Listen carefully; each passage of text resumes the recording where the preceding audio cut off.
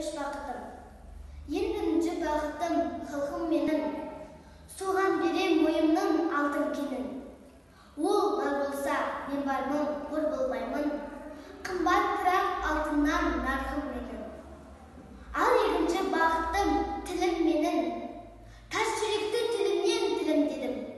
Кейде тілінсем де, қасиетті тілімнен тілімедім. Бақытым бар үшінші отан деген, Құдай деген кім десе отан деген. Оты сөнген жалғанда жаңбырсың ба, ойланбай ақердағы отан менен. Түтін өсірбі көгере бер, немерелер көбешін жіберер. Жадында ұста, жақсылық күтпе дейсің, от емес оқ сұрасаң менен егер. Үш бірдей бақыттым бар алақанда, мені мұндай бақыт жаратар ма?